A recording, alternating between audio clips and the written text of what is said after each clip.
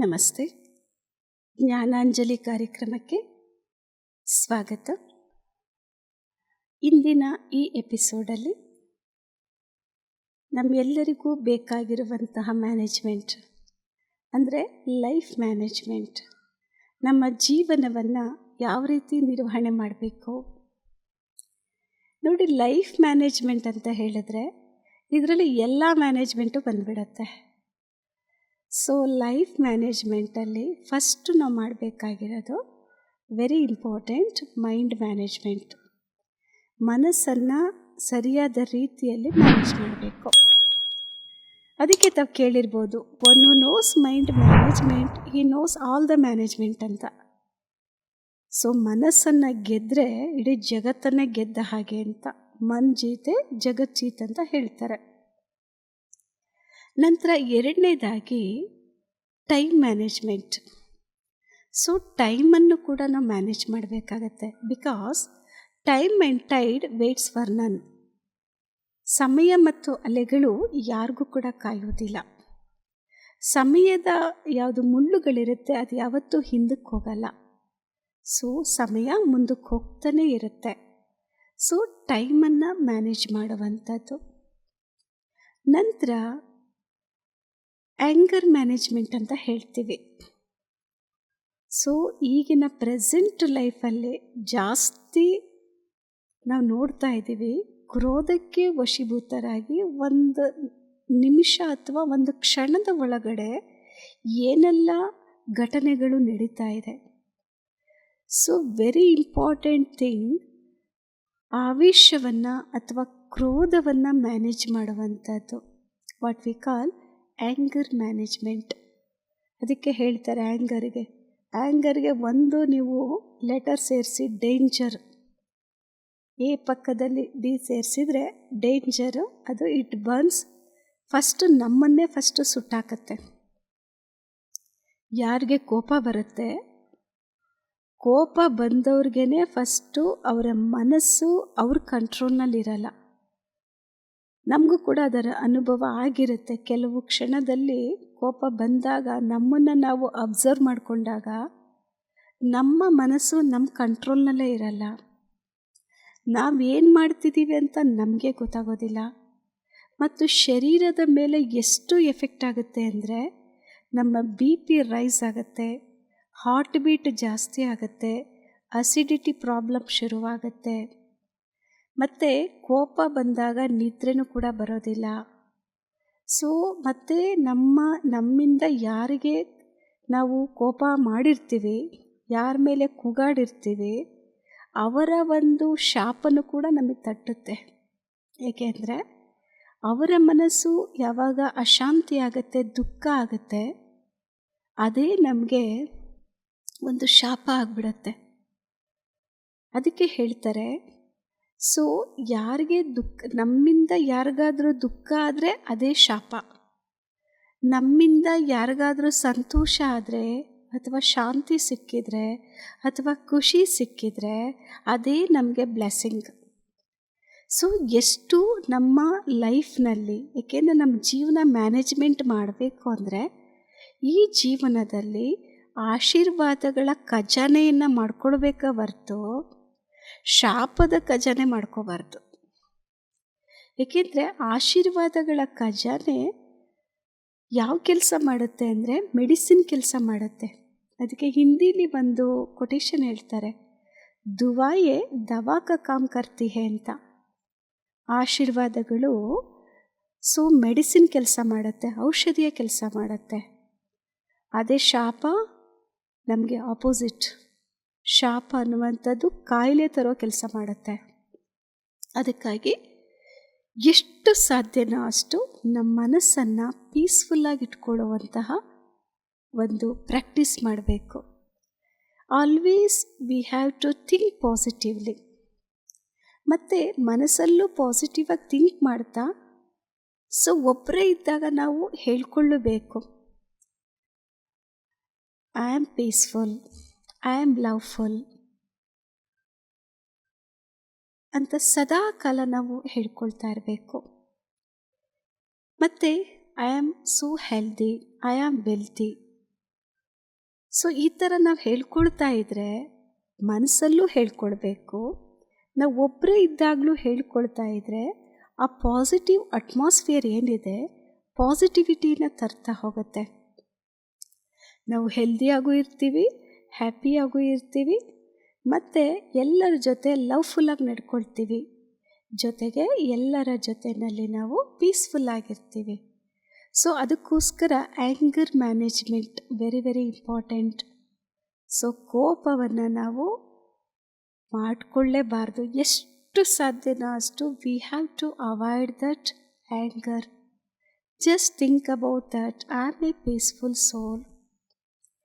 Piece is my original nature. ಶಾಂತಿ ಅನ್ನುವಂಥದ್ದು ನನ್ನ ನಿಜವಾದ ಗುಣ, ನನ್ನ ನಿಜವಾದ ಸ್ವಭಾವ. ಈ ಕೋಪ ಅನ್ನುವಂಥದ್ದು ನನ್ನ ಸ್ವಭಾವ ಅಲ್ಲ. ಓಕೆ, ಕೋಪ ಮಾಡಿಕೊಂಡಾಗ ಎಷ್ಟು ಸಮಯ ನೀವು ಕಂಫರ್ಟಬಲ್ ಆಗಿರ್ತೀರಾ? ಇಲ್ಲವೇ ಇಲ್ಲ. ಕೆಲವೇ ಕ್ಷಣಗಳಲ್ಲಿ ಅನಿಸುತ್ತೆ, ನಾನು ಎಷ್ಟು ತಪ್ಪು ಮಾಡಿದೆ, ನಾನು ಎಷ್ಟು ಮಿಸ್ಟೇಕ್ ಮಾಡಿದೆ, ನಾನು ಈ ಥರ ಕೂಗಾಡಬಾರ್ದಿತ್ತು ಅಂತ ನಾವೇ ರಿಪೆಂಟ್ ಮಾಡ್ತೀವಿ. ಹಾಗಾಗಿ ಎಂತಹ ಸಂದರ್ಭಗಳು ಬಂದರೂ ಕೂಡ ನಾವು ರೆಸ್ಪಾಂಡ್ ಮಾಡಬೇಕು ಹೊರತು ಅವ್ರು ಹೇಳಿದ್ದಕ್ಕೆ ರಿಯಾಕ್ಟ್ ಮಾಡೋಕ್ಕೆ ಹೋಗಬಾರ್ದು. ಸಂದರ್ಭವನ್ನು ನೋಡಿ ಅದನ್ನು ನಾವು ಉಪಯೋಗಿಸ್ಕೋಬೇಕು. ಸತ್ಯವೇ ಆಗಿದ್ದರೂ ಕೂಡ ಸತ್ಯತೆಯನ್ನು ಹೇಳಬೇಕಾದ್ರೆ ಸಭ್ಯತೆಯೂ ಕೂಡ ಇರಬೇಕಾಗತ್ತೆ. ಸೊ ಅದಕ್ಕೆ ಆ್ಯಂಗರ್ ಮ್ಯಾನೇಜ್ಮೆಂಟ್ ಕೂಡ ವೆರಿ ಇಂಪಾರ್ಟೆಂಟ್. ಹಾಗೆ ಕೆಲವರಲ್ಲಿ ತುಂಬ ಈಗೋಯಿಸಮ್ ಇರುತ್ತೆ, ಅದಕ್ಕೆ ನಾವು ಹೇಳ್ತೀವಿ ಈಗೋ ಮ್ಯಾನೇಜ್ಮೆಂಟ್ ಅಂತ. ಸೊ ಈಗೋ ಮ್ಯಾನೇಜ್ಮೆಂಟ್ ಅಂದ್ರೇನು? ಇದೇನೋ ಒಂದು ಹೊಸ ಶಬ್ದ ಅಂತ ಅನ್ನಿಸ್ಬೋದು. ಈಗೋ ಅಂದರೆ ತಾವು ಕೇಳಿರ್ಬೋದು ಆಬ್ರಿವೇಷನ್. ಈ ಅಂತ ಹೇಳಿದರೆ ಎಡ್ಜ್ ಗಾಡ್ ಔಟ್ ಅಂತ. ಹೇಗೆ ನಾವು ಗಾಡ್ಗೆ ಹೇಳ್ತೀವಿ ಜನರೇಟರ್ ಆಫ್ ಡಿವಿನಿಟಿ ಅಂತ ಗಾಡ್ಗೆ, ಬಟ್ ಈಗೋಗೆ ಹೇಳ್ತೀವಿ ಎಡ್ಜ್ ಗಾಡ್ ಔಟ್ ಅಂತ. ಯಾರಿಗೆ ಅಹಂಕಾರ ಬರುತ್ತೆ ಅಂದರೆ, ಸೊ ಎಲ್ಲ ನಾನೇ ಮಾಡ್ತಾ ಇದ್ದೀನಿ, ಎಲ್ಲ ನನ್ನಿಂದನೇ ನಡೀತಾ ಇರೋದು, ನನ್ನ ಬಿಟ್ಟರೆ ಬೇರೆ ಯಾರೂ ಇಲ್ಲ, ನನ್ನಲ್ಲಿರುವಂಥ ಕ್ವಾಲಿಟೀಸ್ ಬೇರೆ ಯಾರಲ್ಲೂ ಇಲ್ಲ, ಈ ರೀತಿ ಅನೇಕ ಅವರ ವಿಶೇಷತೆಗಳಿರ್ಬೋದು, ಅವರಲ್ಲಿರುವಂಥ ಪೊಸಿಷನ್ ಆಗಿರ್ಬೋದು, ಅಧಿಕಾರ ಆಗಿರ್ಬೋದು, ಅವರಲ್ಲಿರುವಂಥ ಹಣದ ಬಗ್ಗೆ ಇರ್ಬೋದು, ಸ್ಥಾನಮಾನದ ಬಗ್ಗೆ ಇರ್ಬೋದು, ಈ ಒಂದು ಈಗನೂ ಕೂಡ ನಮ್ಮನ್ನು ಕೆಳಗೆ ಹಾಕುತ್ತೆ.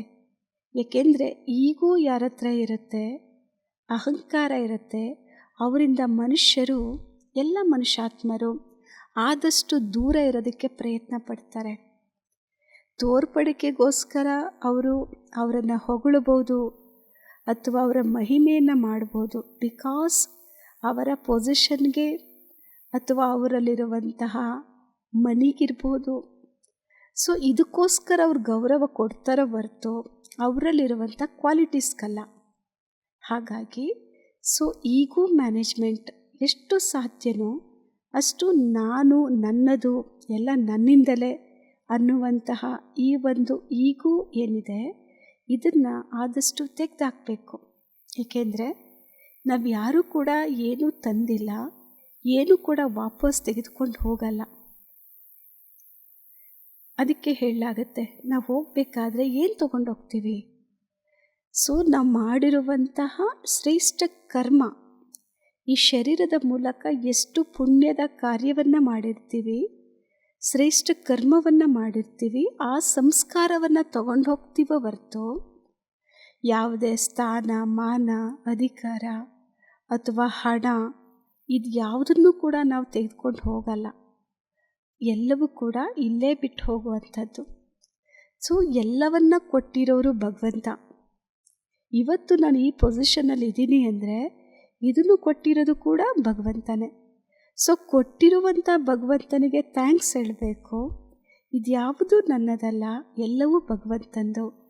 ನಾವೆಷ್ಟು ನಿರ್ಮಾಣತೆಯಿಂದ, ನಮ್ರತೆಯಿಂದ ನಡ್ಕೊಳ್ತೀವಿ ಅಷ್ಟು ಎಲ್ಲರೂ ನಮಗೆ ಗೌರವ ಕೊಡ್ತಾರೆ. ಸೊ ಗೌರವ ಕೊಟ್ಟಾಗ ಸೊ ನಮ್ಮ ಜೀವನ ಸರಿಯಾದ ರೀತಿಯಲ್ಲಿ ಮ್ಯಾನೇಜ್ ಆಗ್ತಾ ಹೋಗುತ್ತೆ. ಸೊ ಅದಕ್ಕೋಸ್ಕರ ಈ ಲೈಫ್ ಮ್ಯಾನೇಜ್ಮೆಂಟಲ್ಲಿ ಈಗೋ ಮ್ಯಾನೇಜ್ಮೆಂಟ್ ಕೂಡ ವೆರಿ ಇಂಪಾರ್ಟೆಂಟ್.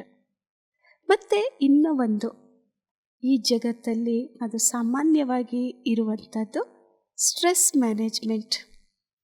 ಎಲ್ಲರೂ ಕೂಡ ಹೇಳ್ತಾರೆ ನಮ್ಮ ಜೀವನದಲ್ಲಿ ಟೆನ್ಷನ್ ಇದೆ, ಚಿಕ್ಕವರಿಂದ ದೊಡ್ಡವ್ರ ತನಕ. ಈ ಟೆನ್ಷನ್ ಅನ್ನುವಂಥ ಶಬ್ದ ಎಷ್ಟು ಕಾಮನ್ ಆಗಿದೆ ಅಂದರೆ ಚಿಕ್ಕ ಮಕ್ಕಳು ಕೂಡ ಹೇಳ್ತಾರೆ, ಸೊ ನಂಗೆ ಟೆನ್ಷನ್ ಇದೆ, ನಂಗೆ ಒತ್ತಡ ಇದೆ ಅಂತ. ಸೊ ಈ ಟೆನ್ಷನ್ ಅಥವಾ ಸ್ಟ್ರೆಸ್ಸನ್ನು ಕೂಡ ನಾವು ಮ್ಯಾನೇಜ್ ಮಾಡಬೇಕು. ಆ್ಯಕ್ಚುಲಿ ಟೆನ್ಷನ್ ಅಥವಾ ಸ್ಟ್ರೆಸ್ ಅಂದ್ರೇನು? ಸೊ ಸ್ಟ್ರೆಸ್ ಅಂತ ಹೇಳಿದ್ರೆ ನಮ್ಮ ಮನಸ್ಸಿನಿಂದ ಒಂದು ಮೆಸೇಜ್ ಬರುತ್ತೆ, ನೀನು ಈ ರೀತಿ ಟ್ರಾನ್ಸ್ಫಾರ್ಮೇಷನ್ ಆಗಬೇಕು, ಒಂದು ಒತ್ತಡ ಬರುತ್ತೆ. ಫಾರ್ ಎಕ್ಸಾಂಪಲ್, ಈಗ ಒಂದು ಗ್ಲಾಸನ್ನು ಒಬ್ರ ಕೈಲಿ ಕೊಟ್ಟಿರ್ತೀವಿ, ಅದನ್ನು ಇಟ್ಕೊಂಡೇ ಇರಬೇಕು ನೀನು ಒಂದು 5 hours ಅಂತ. ಆ ವ್ಯಕ್ತಿ 5 hours ಇಟ್ಕೊಂಡೇ ಇರ್ತಾರೆ. ಆಮೇಲೆ ಅವ್ರ ಒಳಗಡೆಯಿಂದ ಪೇನ್ ಸ್ಟಾರ್ಟ್ ಆಗುತ್ತೆ, ನಾನು ಚೇಂಜ್ ಮಾಡಬೇಕು, ನಾನು ಎಷ್ಟು ಹೊತ್ತು ಇದನ್ನು ಇಟ್ಕೊಂಡಿರೋದು ಅಂತ. ಅಂದರೆ ಒಳಗಡೆಯಿಂದ ನೋವಿನ ಮೆಸೇಜ್ ಬಂತು ಚೇಂಜ್ ಆಗಬೇಕು ಅಂತ. ಸೊ ಹಾಗಾಗಿ ಈ ಒತ್ತಡ ಅನ್ನುವಂಥದ್ದು ಎಷ್ಟು ಜಾಸ್ತಿ ಆಗುತ್ತೆ ಅಷ್ಟು ಮೈಂಡಲ್ಲಿ ಪ್ರೆಷರ್ ಸ್ಟಾರ್ಟ್ ಆಗಿಬಿಡತ್ತೆ. ಸೊ ಟೆನ್ಷನನ್ನು ರಿಮೂವ್ ಮಾಡಬೇಕು ಅಂದರೆ ಅಥವಾ ಸ್ಟ್ರೆಸ್ ಫ್ರೀ ಆಗಬೇಕು ಅಂದರೆ always we have to be think positively. ಎಷ್ಟು ಸಾಧ್ಯನೋ ಅಷ್ಟು ಪಾಸಿಟಿವ್ ಆಗಿ ಥಿಂಕ್ ಮಾಡಬೇಕು. ಪಾಸಿಟಿವ್ ಆಗಿ ಥಿಂಕ್ ಮಾಡಿದಾಗ ನನ್ನ ಕ್ವಾಲಿಟಿ ಆಫ್ ಇನ್ಪುಟ್ ಏನಿದೆ, ಎಷ್ಟು ಪಾಸಿಟಿವ್ ಆಗಿರ್ತೀವಿ, ಸ್ಟ್ರೆಸ್ಸನ್ನು ಮ್ಯಾನೇಜ್ ಮಾಡ್ಬೋದು. ಸೊ ಸ್ಟ್ರೆಸ್ ಮ್ಯಾನೇಜ್ಮೆಂಟ್ಗೂ ಕೂಡ ಅನೇಕ ಒಂದು ಟಿಪ್ಸ್ ಇರುವಂಥದ್ದು. ಸೊ ಅದನ್ನು ನಂತರ ನಾವು ತಿಳ್ಕೊಳ್ಳೋಣ. ಸೊ ಹಾಗಾಗಿ ಸ್ಟ್ರೆಸ್ ಅಥವಾ ಒತ್ತಡವನ್ನು ಕೂಡ ಮ್ಯಾನೇಜ್ ಮಾಡಬೇಕು, ಆಗ ನಮ್ಮ ಲೈಫು ಮ್ಯಾನೇಜ್ ಆಗುತ್ತೆ. ಸೊ ಹಾಗಾಗಿ ಒಟ್ಟಿನಲ್ಲಿ ಲೈಫ್ ಮ್ಯಾನೇಜ್ಮೆಂಟ್ ಆಗಬೇಕು ಅಂದರೆ ಲೈಫ್ ಅನ್ನುವಂತಹ ಆಬ್ರಿವೇಷನನ್ನು ತಿಳ್ಕೊಂಡು ಅದನ್ನು ಸರಿಯಾದ ರೀತಿಯಲ್ಲಿ ಮ್ಯಾನೇಜ್ ಮಾಡಬೇಕು. ಲೈಫ್ ಅಂತ ಹೇಳಿದರೆ LI ಅಂದರೆ ಲುಕ್ ಇನ್ವರ್ಡ್ಸ್ ಅಂತ, FE ಅಂದರೆ ಫಾರ್ವರ್ಡ್ ಎಕ್ಸ್ಟರ್ನಲಿ ಅಂತ. ಲುಕ್ ಇನ್ವರ್ಡ್ಸ್ ಅಂದರೆ ನನ್ನನ್ನು ನಾನು ಅರ್ಥ ಮಾಡಿಕೊಂಡು ಸೆಲ್ಫ್ ರಿಯಲೈಸೇಷನ್ ಮಾಡಿಕೊಂಡು ಆಂತರಿಕವಾದಂಥ ಎಜುಕೇಷನ್ ಅಂದರೆ ಸೆಲ್ಫ್ ರಿಯಲೈಸೇಷನ್ ಜೊತೆಗೆ ಗಾಡ್ ರಿಯಲೈಸೇಷನ್ ಜೊತೆಗೆ ಕರ್ಮ ಫಿಲಾಸಫಿಯನ್ನು ತಿಳ್ಕೊಂಡು ನಾನು ಎಷ್ಟು ಈ ಶರೀರದ ಮೂಲಕ ಶ್ರೇಷ್ಠ ಕರ್ಮವನ್ನು ಮಾಡ್ತೀನಿ, ವ್ಯಾಲ್ಯೂಬಲ್ ಲೈಫನ್ನು ಲೀಡ್ ಮಾಡ್ತೀನಿ, ಅಂದರೆ ಮೌಲ್ಯಾಧಾರಿತ ಜೀವನವನ್ನು ನಡೆಸ್ತೀನಿ, ಅಷ್ಟು ನನ್ನ ಈ ಜೀವನ ಬಹಳ ಸುಂದರವಾಗಿರುತ್ತೆ, ಸಂತೋಷದಿಂದ ಕೂಡಿರುತ್ತೆ. ನನ್ನ ಲೈಫು ನನಗೆ ಸಂತೋಷ ಕೊಡುತ್ತೆ. ಅದಕ್ಕೆ ಲೈಫ್ ಮ್ಯಾನೇಜ್ಮೆಂಟ್ ಅಂತ ಹೇಳಿದ್ರೆ balance between the being and the doing ಅಂತ ಹೇಳ್ತೀವಿ. ಬೀಯಿಂಗ್ ಅಂತ ಹೇಳಿದ್ರೆ ಈ ಶರೀರವನ್ನು ನಡೆಸುವಂತಹ ಒಂದು ಚೈತನ್ಯ ಶಕ್ತಿ, ದಟ್ ಮೀನ್ಸ್ ಸೋಲ್. ಡೂಯಿಂಗ್ ಅಂತ ಹೇಳಿದ್ರೆ ಯಾವುದು? ಬಾಡಿ ಅಂದರೆ ಈ ಶರೀರ. ಶರೀರವನ್ನು ಸರಿಯಾಗಿ ನೋಡ್ಕೊಳ್ಬೇಕು, ಜೊತೆಗೆ ಆತ್ಮ ಯಾವುದು ಶರೀರವನ್ನು ನಡೆಸ್ತಾ ಇದೆ ಆ ಎನರ್ಜಿ ಅದಕ್ಕೂ ಕೂಡ ಏನು ಕೊಡಬೇಕು ಅದನ್ನು ಕೊಡಬೇಕು. ಓಕೆ, ನಾವು ಶರೀರವನ್ನು ಸರಿಯಾಗಿ ನೋಡ್ಕೊಳ್ತಾ ಇದ್ದೀವಿ, ಅದ್ರ ಬಗ್ಗೆ ನಮಗೆ ಹೇಗೆ ನೋಡ್ಕೋಬೇಕು ಅನ್ನುವಂಥದ್ದೆಲ್ಲ ನಮಗೆ ಗೊತ್ತಿದೆ. ಅದೇ ರೀತಿ ಸೋಲ್ ಅದು ಚೆನ್ನಾಗಿರಬೇಕು ಅಂದರೆ, ಸೋಲಲ್ಲಿ ಎಲ್ಲ ಕ್ವಾಲಿಟೀಸ್ ಇರಬೇಕು ಅಂದರೆ, ಎಲ್ಲ ವ್ಯಾಲ್ಯೂಸ್ ಇರಬೇಕು ಅಂದರೆ, ವ್ಯಾಲ್ಯೂಸ್ಗೆ ಸೋರ್ಸ್ ಯಾರಾಗಿದ್ದಾರೆ, ಪವರ್ ಹೌಸ್ ಯಾರಾಗಿದ್ದಾರೆ, ಗಾಡ್ ಅಥವಾ ಪರಮಾತ್ಮ, ಅವ್ರ ಜೊತೆಗೆ ಸಂಬಂಧವನ್ನು ಜೋಡಿಸ್ಬೇಕು. That is through meditation. God realisation ಆಗಬೇಕು. ನನ್ನ ಲೈಫನ್ನು ಮ್ಯಾನೇಜ್ಮೆಂಟ್ ಸರಿಯಾಗಿ ಮಾಡಬೇಕು ಅಂದರೆ we must every day practice meditation. Connection between the self and the supreme, this is what we call Rajyoga meditation.